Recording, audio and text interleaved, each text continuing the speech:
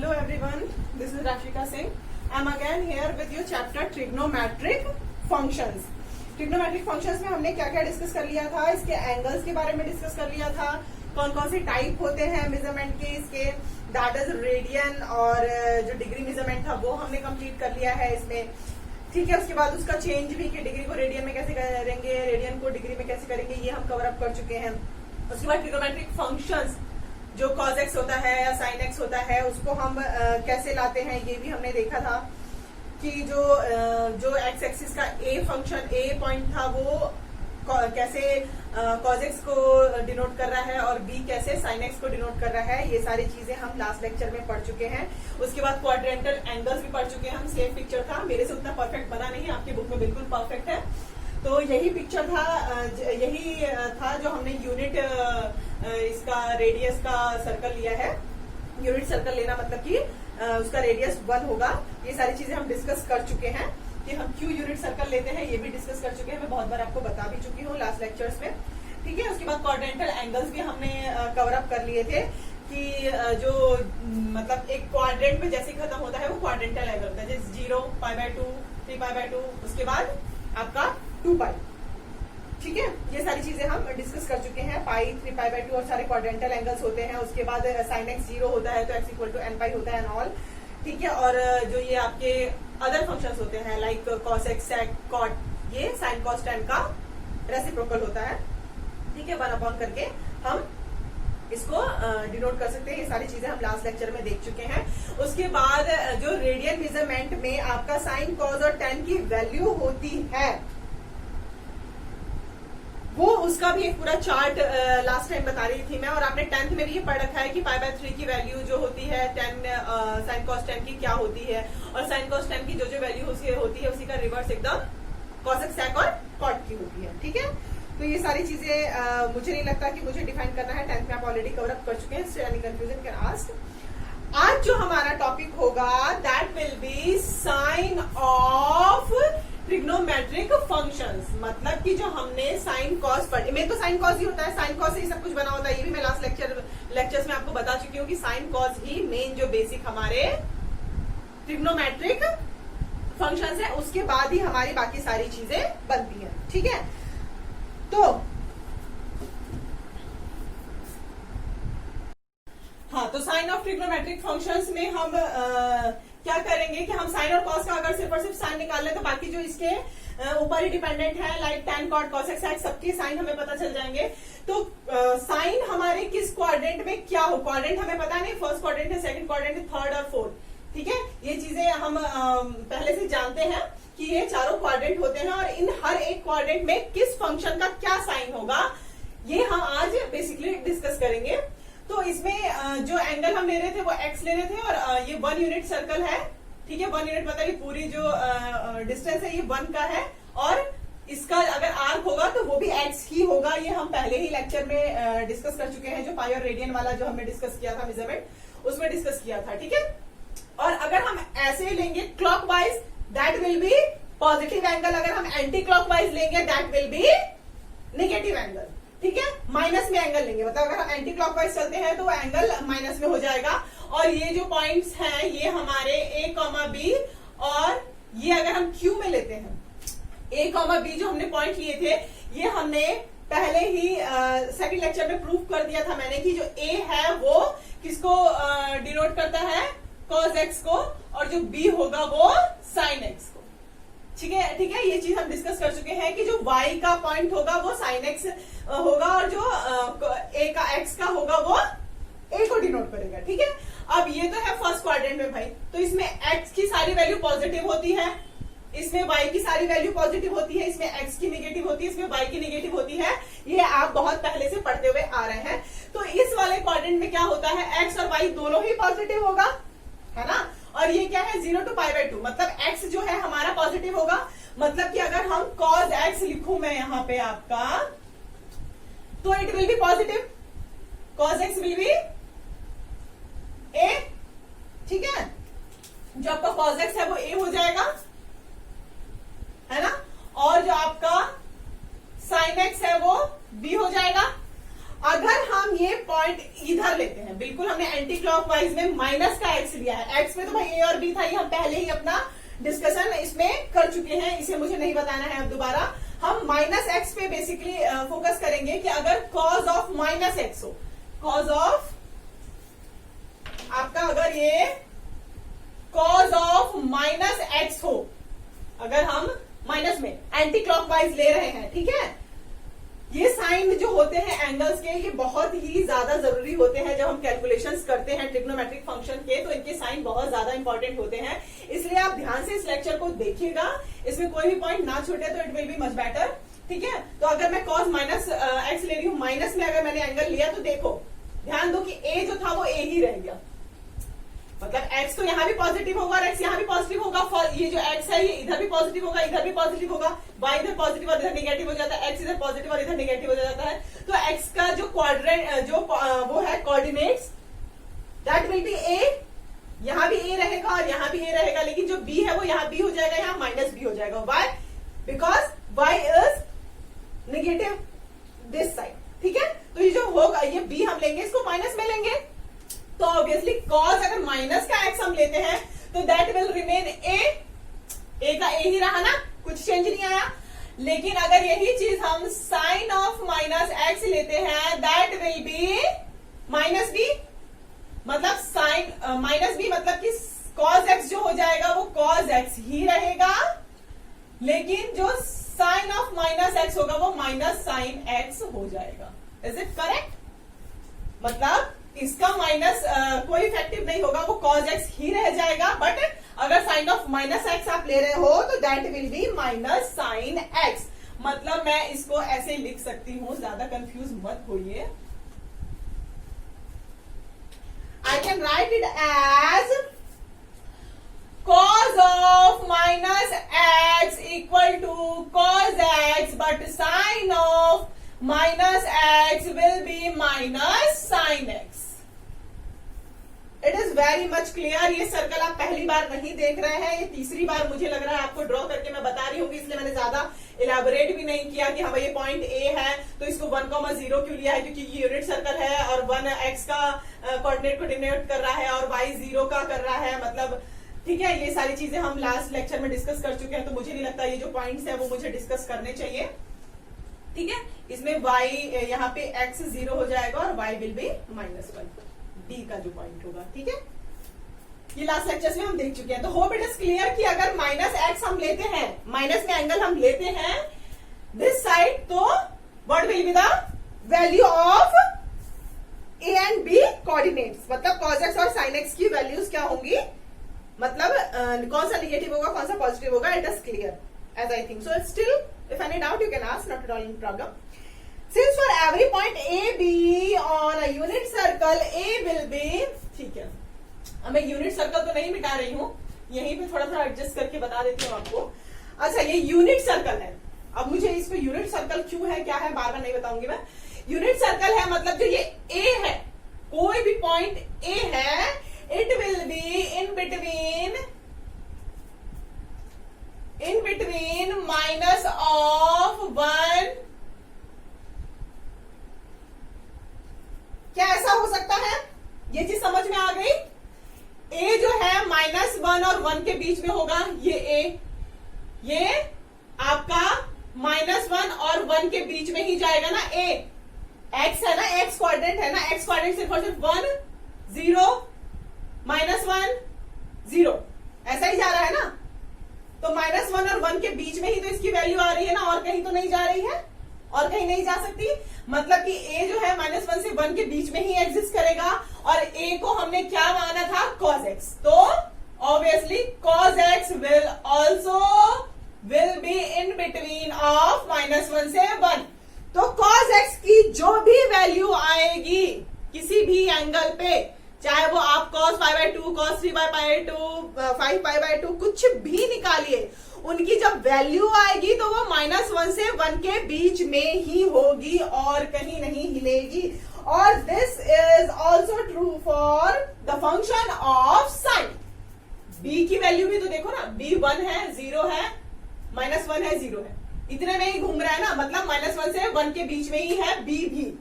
तो मतलब जो ये b की वैल्यू है ये भी it is in between -1 and 1।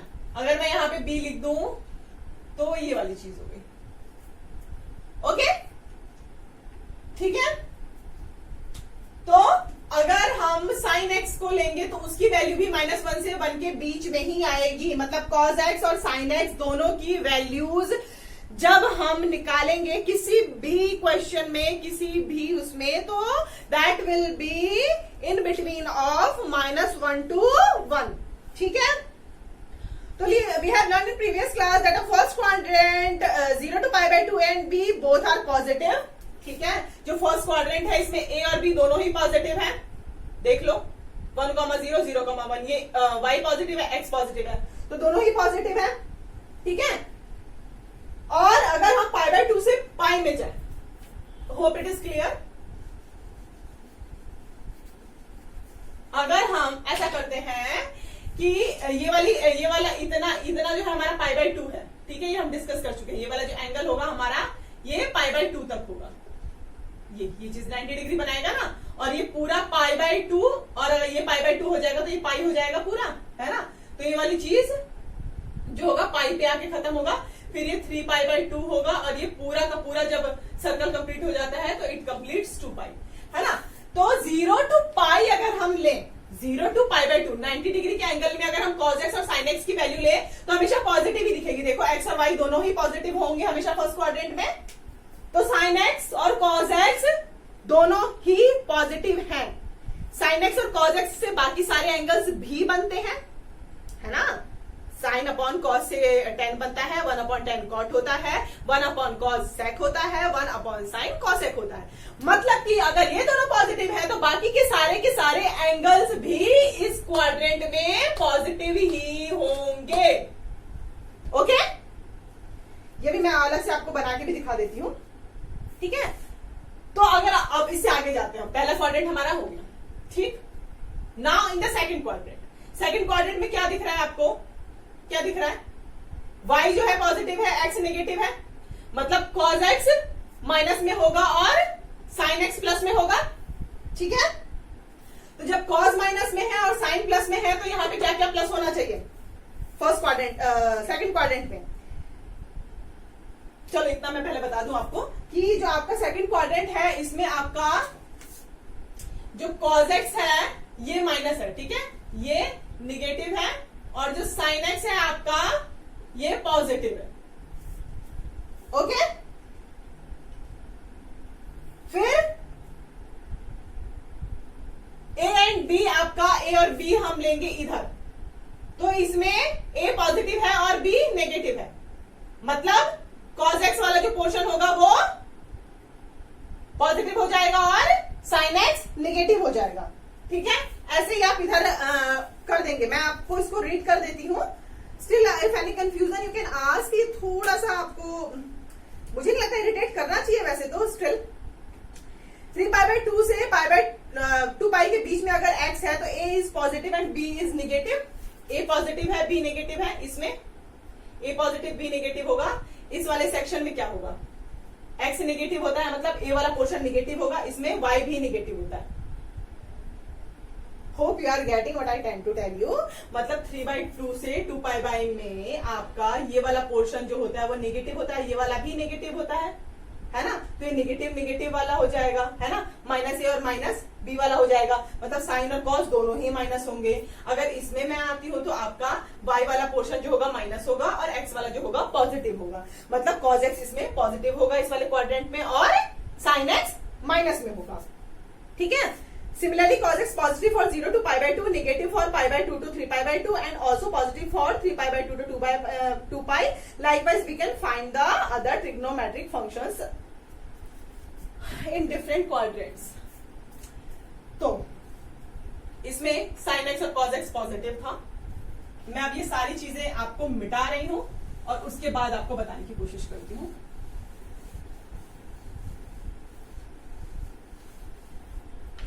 देखो, ये आपका है, सॉरी, ये आपका है फर्स्ट क्वाड्रेंट, ये है सेकंड क्वाड्रेंट, ये है थर्ड, ये है fourth. It exist for negative x axis, it is for positive x axis, it is for y positive के लिए होता है, और ये वाई डैश जो होता है निगेटिव के लिए होता है। ये आप 10th क्लास में पढ़ चुके हैं, तो ऑब्वियसली एक्सिस का तो आपको ज्ञान होना चाहिए। एक्स एक्सिस होता है, ये वाई एक्सिस होता है।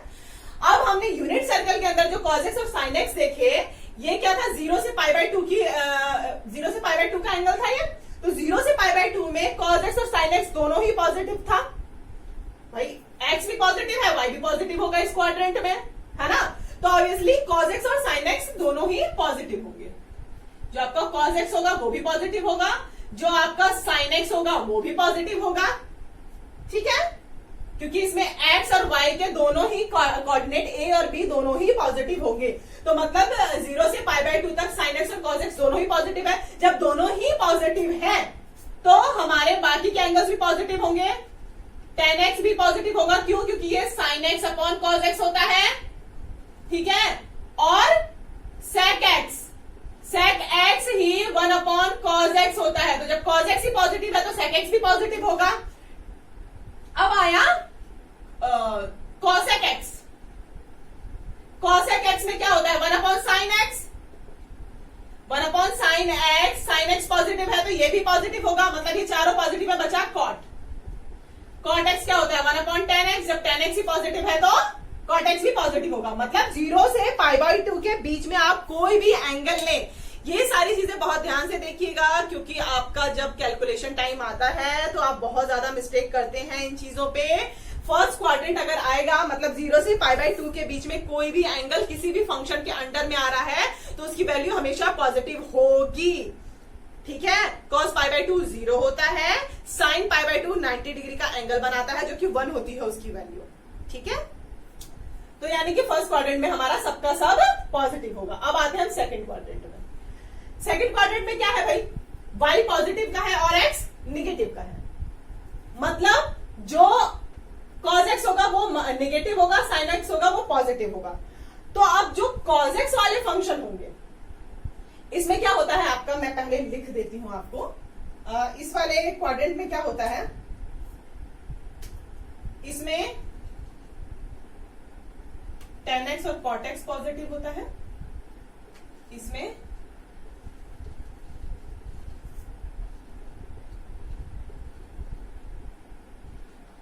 ठीक है।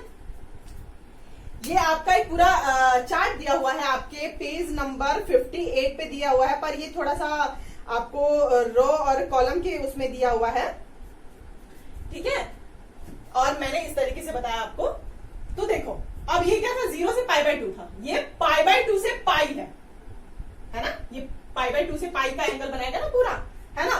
तो इसमें साइन और कॉसेक बस पॉजिटिव होगा, बाकी सबके सब निगेटिव होंगे। कैसे, सपोज cos x तो भाई है ही नेगेटिव, क्योंकि ये y वाला पोर्शन इधर माइनस, इधर क्या हो जाएगा, y वाला पोर्शन प्लस होगा, पर जो x वाला पोर्शन है वो माइनस हो जाएगा। तो cos x तो ऑब्वियस सी बात है माइनस में जाएगा, ठीक है। जब cos x माइनस में जाएगा तो cos से जुड़े सारे फंक्शन, cos tan में भी यूज हो रहा है देखो, cos sec में भी यूज हो रहा है देखो।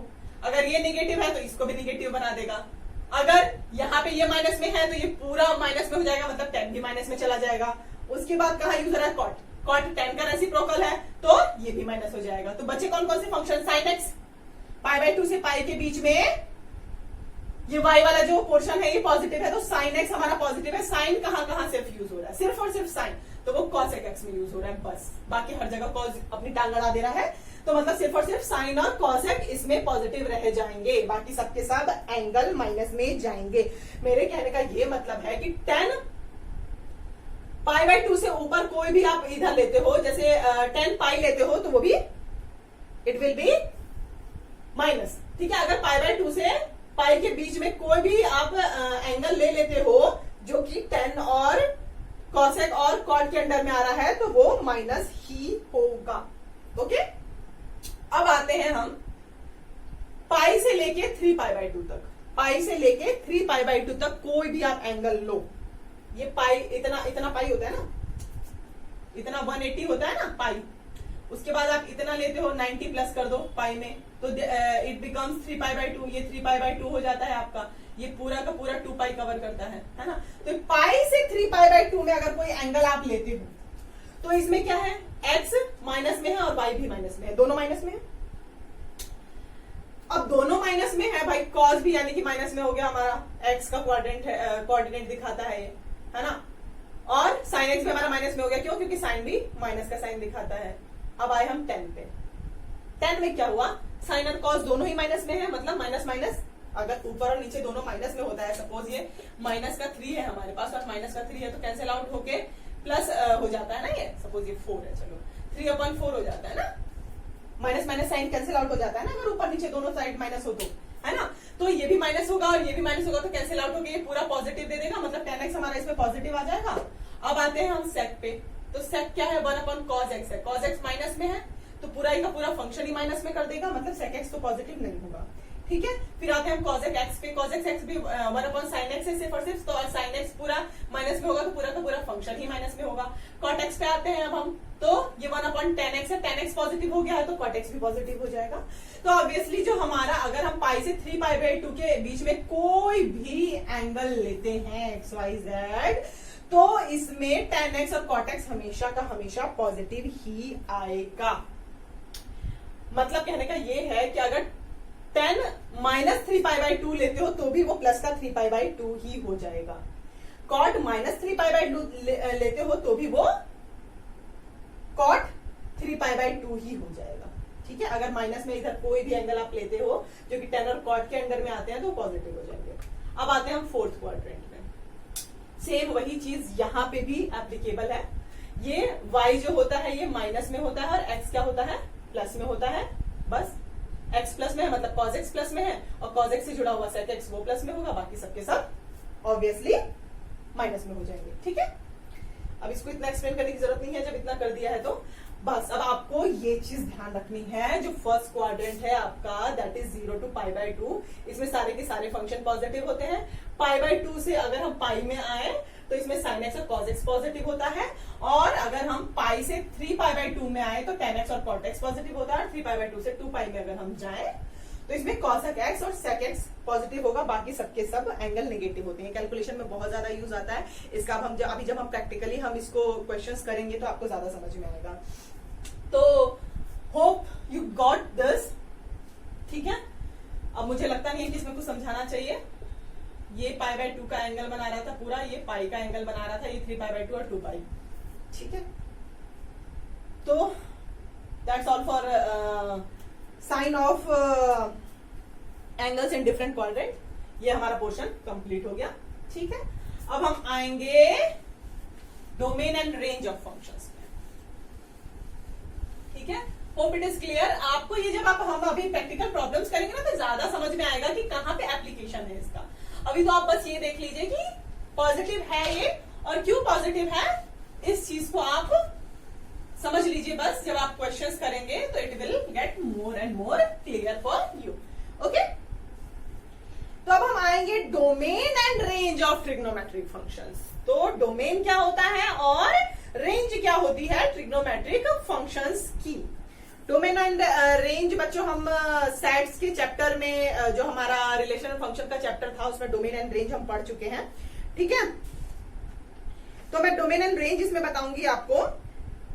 फ्रॉम द डोमेन और रेंज में अब यहाँ पे दोबारा नहीं आपको बताऊंगी क्या होते हैं क्या नहीं होते हैं, सीधा मैं फंक्शंस का। तो अब हम आएंगे domain and range of trigonometric functions, ठीक है। तो इसमें साइन क्या है हमारा -1 से 1 के बीच में रहता है।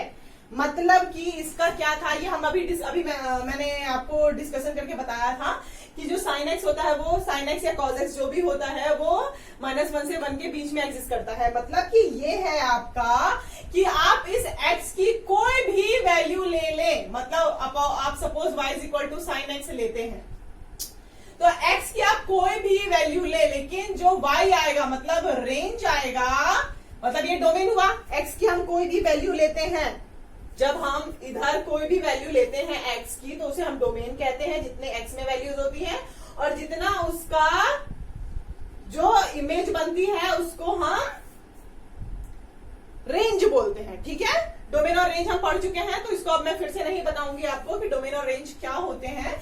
तो x की आप कोई भी वैल्यू लो, जो रेंज आएगी आपकी वो -1 से 1 के बीच में ही आएगी। मतलब अगर हम कहें कि sin x का अगर डोमेन है तो हम डोमेन को हम रियल नंबर बोल सकते हैं। मतलब domain of sin x is all real numbers, ठीक है, ऑल रियल नंबर्स। और अगर हम रेंज की बात करेंगे तो range of sin x will B -1 close bracket में होगा। ये क्लोज और ओपन क्या होता है ये भी हम पढ़ चुके हैं, ठीक है। तो क्लोज ब्रैकेट क्यों ले रहे हैं ये मैं अब नहीं बताऊंगी आपको, क्योंकि यहाँ पे इक्वालिटी का साइन है तो क्लोज ब्रैकेट के अंदर आएगा, ठीक है। तो अगर हम डोमेन ऑफ sin x लेते हैं और रेंज ऑफ sin x लेते हैं तो range will be always in between of -1 to 1। मतलब x की हम कोई भी वैल्यू लेते हैं तो उसकी इमेज जो बनेगी वो -1 से 1 के बीच में आएगी। जिसने भी डोमेन, कोडोमेन और रेंज अच्छे से पढ़ा है उसको ये कोई भी दिक्कत नहीं हो रही होगी। स्टिल अगर आपको कोई कंफ्यूजन है तो यू कैन आस्क। ऐसे ही as it is with cos x हो जाएगा। अगर मैं सीधा यहाँ पे cos x लिखूं और यहाँ पे cos x लिखूं और यहाँ पे भी cos x लिख दूं तो द कॉन्सेप्ट इज सेम, ठीक है। तो जो डोमेन है that is all real numbers और जो रेंज है that is all -1 to 1। cos x और sin x की बात कर रहे हैं। अब हम अदर फंक्शंस भी डिस्कस कर लें। जैसे सपोज हम पहला फंक्शन डिस्कस करते हैं other than sin and cosec x, ठीक है। तो अगर हम cosec x को अगर यहाँ पे डिस्कस करें, cosec x अगर हम डिस्कस करें तो cosec x क्या होता है 1/sin x। तो sin x कहां से कहां तक होता है -1 से 1 के बीच में, तो ये इसका रेसिप्रोकल है, ठीक है। तो ऑब्वियसली जो इसका डोमेन हो जाएगा that will be y is equal to cos x। x is a set of all x such that x is R and does not belong to n pi, है ना। एंड जो इसका domain होगा, अगर हम domain ले x की सारी वैल्यूज हम ले सकते हैं एक्सेप्ट जिसपे साइन जो हो 0 ना हो। तो साइन 0 किस पे होता था n पाई पे, ये हम लास्ट लेक्चर में पढ़ चुके हैं कि साइन n पाई पे 0 होता है। तो इसका जो हम डोमेन लेंगे, डोमेन में ऑल रियल नंबर्स हम ले सकते हैं, रियल नंबर्स एक्सेप्ट x जो साइन x हो आपका वो n पाई ना हो, जो x हो वो n पाई ना हो, okay. Where n belongs to z, n integer से बिलोंग करता है। ये सारी चीजें हम डिस्कस कर चुके हैं, ठीक है।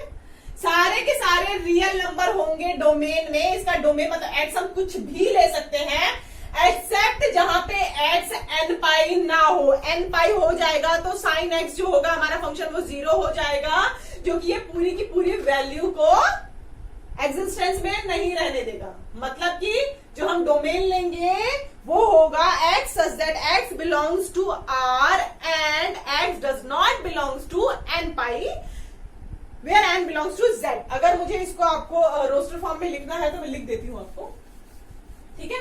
तो अगर हम cos x का अगर हम लिखें तो it will be set of all x such that x belongs to R, ठीक है, and x does not belongs to n pi where n belongs to integer। अगर हम सेट बिल्डर फॉर्म में लिखें तो इसको ऐसे लिखेंगे, ठीक है।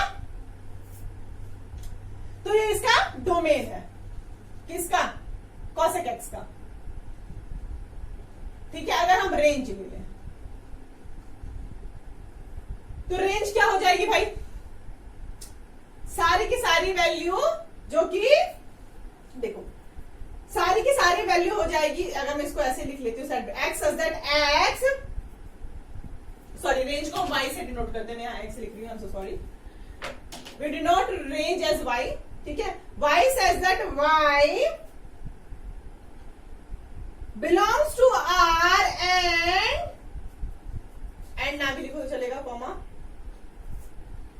y is greater than equal to 1 and y is less than equal to -1 से 1 के बीच में। और क्या समझ में आ रहा है भाई? इसमें आपको क्या समझ में आया? रेंज जो है सारे के सारे रियल नंबर है जो कि y से बिल्कुल रेसिप्रोकल हो जाएगा ना, एकदम उल्टा हो जाएगा। ये क्या था, इसकी रेंज -1 से 1 के बीच में थी और ये एकदम उल्टा हो जाएगा, मतलब y should greater than equal to 1 हो जाएगा, और या तो क्या हो वो -1 से 1 के बीच, -1 से लेस देन और इक्वल टू हो। मतलब देखो साइन एक्स की रेंज क्या थी, -1 से 1 है ना, तो ऑब्वियसली इसका उल्टा हो जाएगा, रेसिप्रोकल है ना, तो उसका एकदम रिवर्स लिखा है, ठीक है। तो hope you got the range and domain of cosec x to cosec x का हो गया, ठीक है। ऐसे ही हम अदर फंक्शंस का डिस्कस कर लेते हैं। Hope it is clear. थोड़ा सा आप एक दो बार इस वीडियो को देखिएगा तो आपको ज्यादा और समझ में आएगा, ठीक है।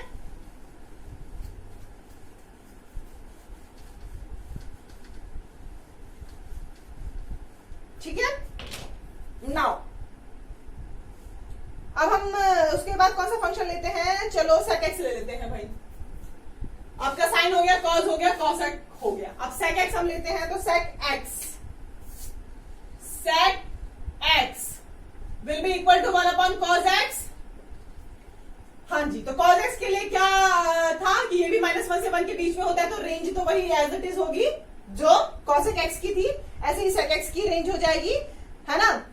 लेकिन जो डोमेन होगा उसको हम कैसे लिखेंगे, मैं लिख देती हूँ सेट फॉर्म में। यहाँ पे domain will be set of all x such that x belongs to R and x does not belongs to 2n plus 1 pi by 2 where n belongs to z भाई, n belongs to z। अब मैं ये बार बार नहीं define करूंगी आपको कि भाई ये क्यों किया है। इस चीज को इसलिए हमने किया है क्योंकि 2n plus pi by 2 पे ये 0 हो जाएगा। अगर ये 0 हो जाएगा तो sec x की कोई वैल्यू नहीं हो जाती है। 1/0 नहीं लिखते हैं हम कभी भी, इनफाइनाइट होती है वैल्यू, इस चीज का भी कोई वो नहीं है, ठीक है। तो इसलिए यहाँ पे हमें जो डिनोमिनेटर होता है वो कभी भी 0 नहीं करना पड़ता है। p/q के फॉर्म में हम लिखते हैं जहाँ पे q should not equal to 0 होता है। ये आप 9th से पढ़ते हुए आ रहे हैं, ठीक है, और मैंने पहले भी लेक्चर्स में बहुत बार एक्सप्लेन कर दिया इसको। तो यहाँ पे ये 0 ना हो, ठीक है, तो ऑब्वियसली इसकी डोमेन क्या होगी, सारे के सारे x ले लेंगे हम, बस वो x नहीं लेंगे जहां पे cos x 0 हो जाता है, ठीक है। Hope it is clear for you. अब हम इसकी रेंज पे आते हैं। डोमेन आपको समझ में आ गया होगा, ठीक है। अब रेंज इसकी क्या होगी, रेंज एज इट इज बेटा, जो cosec x की रेंज थी 1/sin का था, वो ये भी -1 से 1 के बीच में ही है, तो रेंज भी एज इट इज। मैं अब वो लाइन नहीं लिख रही हूं, मतलब यार रेंज ये होगी ना आपकी, वही सेम चीज, y such that y belongs to R and y should greater than equal to 1 और y should less than equal to -1, वही एज इट इज जो cosec x के साथ था, ठीक है, वही sec x के साथ होगा, ठीक। नाउ डोमेन एंड रेंज पढ़ रहे हैं हम फंक्शन के, क्यों पढ़ रहे हैं हम इसको, वाई, ताकि हमें पता चल जाए कि हम थीटा की वैल्यू कहां से कहां तक और कैसे ले सकते हैं, ठीक है। कभी भी आप जब प्रैक्टिकल प्रॉब्लम्स करोगे तो उसमें बहुत ज्यादा ये काम आएंगे कि कहाँ पे भाई आप पॉजिटिव ले सकते हो, कहाँ पे नेगेटिव ले सकते हो, कहाँ पे आप कौन सी एक्स की वैल्यू लो, कहाँ पे नहीं लो। तो ये सारा डोमेन और रेंज आपको अच्छे से अगर सही से आया होगा तो आप इस चीज को आराम से कर लोगे। तो हमारा सेक एक्स भी निपट गया, साइन निपट गया, कॉज निपट गया, कॉसेक निपट गया, सेक निपट गया।